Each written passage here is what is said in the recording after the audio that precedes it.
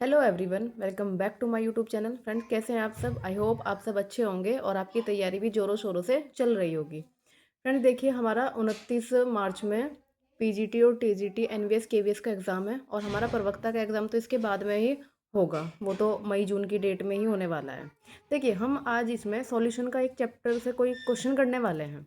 Important question है, आपको ध्यान से देखना होगा। एनसीईआरटी बेस्ड क्वेश्चन होने वाला है ये। देखिए, आपको इस क्वेश्चन को देखने से पहले कुछ कॉन्सेप्ट्स को देखना होगा। आप सबसे पहले जानेंगे राउल्स लॉ। ठीक है, हमें सबसे पहले जानना है राउल्स लॉ। तो क्या कहता है राउल्स लॉ? ये बोलते हैं कि अगर आपके पास कोई वोलेटाइल लिक्विड हो, सॉल्यूशन किस चीज़ का हो?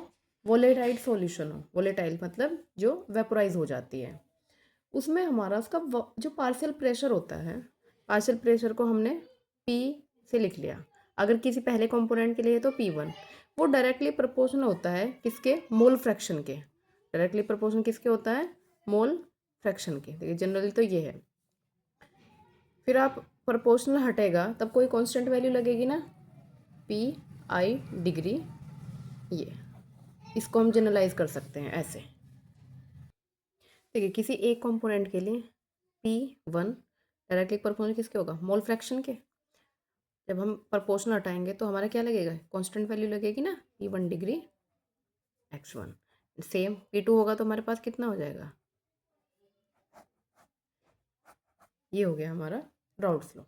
अब देखिए, Dalton's law of partial pressure क्या कहते हैं कि जो टोटल प्रेशर होता है ना, सॉल्यूशन का टोटल प्रेशर क्या होता है? इन दोनों प्रेशर को, पार्शियल प्रेशर को ऐड करने के बाद जो आएगा वो होता है हमारा टोटल प्रेशर। P1 की वैल्यू कितनी है? P1 degree x1 plus P2 degree x2। और हमें एक और बात पता होती है कि जो मोल फ्रैक्शन होता है ना, सबका मोल फ्रैक्शन मिला के कितना आता है? 1 आता है। टोटल मोल फ्रैक्शन कितना होता है? 1। अगर हमें यहाँ से x1 की वैल्यू फाइंड करनी है तो ये 1 माइनस x2 हो जाएगा। ठीक है, आई होप आपको इतना पता होगा। नहीं भी पता हो तो आपको इसका ध्यान रखना होगा। ये डायरेक्ट भी ध्यान रखना है, कभी कभी ऐसे ही आ जाएगा, पूछ सकते हैं। अब देखिए, इसकी वैल्यू को हम कहाँ पुट करेंगे? यहाँ पर। P total is equals to P1 degree 1 minus x2 plus P2 degree x2। कुछ नहीं करना है, थोड़ी सी कैलकुलेशन को ईजी बनाने के लिए काम है, वरना तो हम ये भी यूज कर लेंगे P टोटल निकालने के लिए। ठीक है, कितना हो जाएगा ये? P1 डिग्री, देखिए ये P1 डिग्री माइनस x2 और ये प्लस में P2 degree plus x2। x2 यहाँ पे भी और x2, तो x2 हमारा क्या हुआ? कॉमन। और ये आएगा P2 माइनस P1। ठीक है, इतना है। तो हम फॉर्मूले में यूज़ करेंगे अपनी कैलकुलेशन को ईजी करने के लिए। अब आप एक बार थोड़ा सा मोल फ्रैक्शन भी देख लीजिए। मोल फ्रैक्शन क्या होता है कि x1 से या xi1 से भी कह सकते हैं हम इसको। लिखा है नंबर ऑफ मोल्स 1 के केस में plus total number of moles. जैसे आपके पास अगर ये 1 और ये 2 है, 1 के नंबर ऑफ मोल्स N1 और ये कितना है? N2। तो जब हम N1 के लिए निकालेंगे मोल फ्रैक्शन तो N1 upon N1 plus N2। ठीक है, और N2 के केस में क्या हो जाएगा? Xi2 is equals to N2 upon N1 plus N2। इतना ध्यान रखना है। ठीक है, अब इसके बाद एक और कॉन्सेप्ट होगा। देखिए, इसमें पार्शियल फ्रैक्शन PI या P1 कह सकते हैं, किसके इक्वल होगा? Y1 P total. ठीक है, and P2 is equals to Y2 P total. अब आप कहेंगे यहाँ Y1 Y2 क्या है? थोड़ा डिफ्रेंशिएट करने के लिए जब आपने सॉल्यूशन को मिक्स कर दिया है उसके बाद Y1 Y2 क्या है? Mole fraction. जैसे यहाँ x1 x2 मोल फ्रैक्शन है ना, सेम यहाँ पे भी Y1 Y2 मोल फ्रैक्शन है। अब देखिए, हम अपने क्वेश्चंस को पढ़ते हैं, उसके बाद आपको पता चलेगा कि इन फॉर्मूलाज को यूज़ कैसे करते हैं। ठीक है, चलिए क्वेश्चन देखते हैं हमारा क्या है। ये है vapour pressure of chloroform CaCl3 and dichloromethane CH2Cl2 at 298 Kelvin are 200 millimeter of mercury and 415 millimeter of mercury respectively। देखिए, कह रहे हैं कि वेपर प्रेशर किसका? क्लोरोफॉर्म का वेपर प्रेशर इतना है एंड डाइक्लोरोमीथेन का वेपर प्रेशर इतना है। तब आपको क्या कैलकुलेट करना है? Calculate vapour pressure of the solution prepared by mixing 25.5 gram of CaCl3 and 40 gram of methylene chloride या फिर डाइक्लोरोमीथेन एट 298 केल्विन। देखिए, आपको सॉल्यूशन का वेपर प्रेशर निकालना है। कब? जब आप CaCl3 इतना ऐड कर रहे हो और CH2Cl2 इतना ऐड कर रहे हो, तब मिक्सचर बनेगा। उसके बाद उसका वेपर प्रेशर कितना होगा वो आपको बताना है, ठीक है। अलग अलग से वेपर प्रेशर आपको गिवन है, ठीक है। ये और ये रहा, क्लोरोफॉर्म का इतना है एंड डाई क्लोरोमीथेन का इतना है, ठीक है। फिर आपको सेकंड क्वेश्चन भी है इसी में ही, mole fraction of each component at vapour phase. Vapour phase में आपको ईच कंपोनेंट का क्या निकालना है, मोल फ्रैक्शन भी निकालना है, ठीक है। अब देखिए हम इसको स्टार्ट करते हैं, ध्यान से देखिएगा। इसके पहले आपको ये चीज़ें पता होनी चाहिए, तो आपको ये ध्यान रखना है, या तो आप ये फॉर्मूला ध्यान रखो, P total is equals to ये, या फिर आप ये वाला ध्यान रखेंगे, ठीक है। और फिर आपको ध्यान रखना है एक ये वाला। चलिए हम अपने क्वेश्चन को स्टार्ट करते हैं।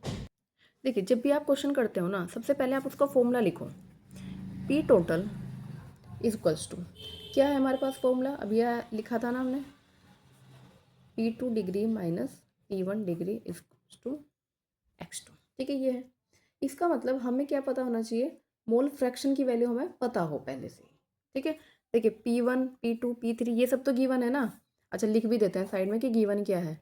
P1 डिग्री की वैल्यू कितना है, ये है हमारे पास 415 millimetre of mercury, and P2 degree की वैल्यू कितनी है, 200 मिलीमीटर ऑफ मरकरी, ये गिवन है, ठीक है।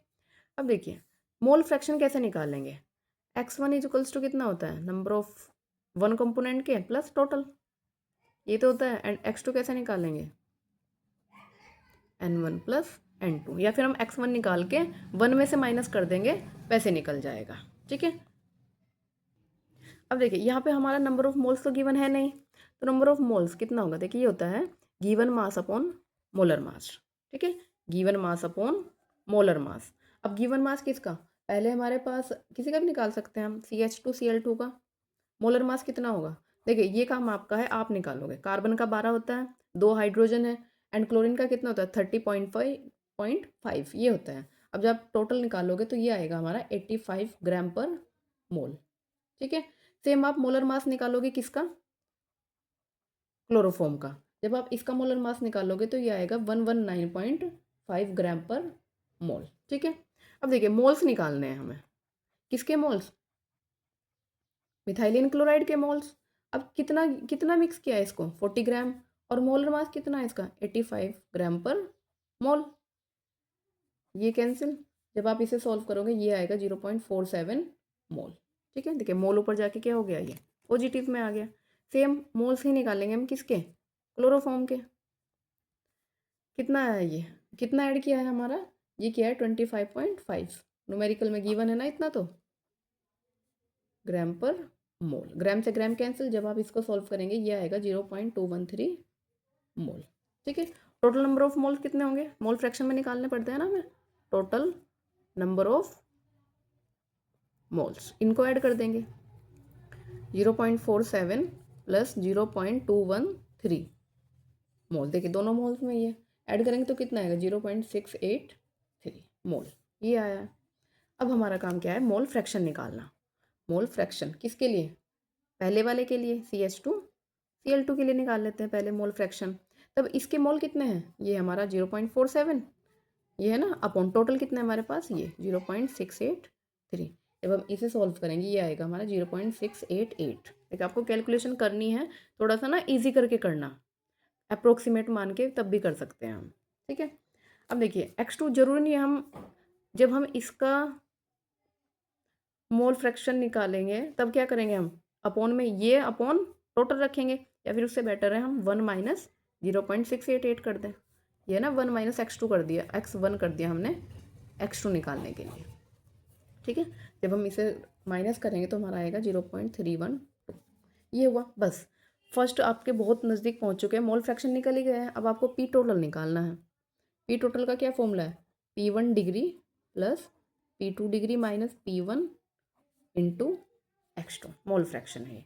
P1 की वैल्यू कितनी है 200, प्लस ये कितना गिवन है P2 माइनस ये है हमारा 200, ठीक है।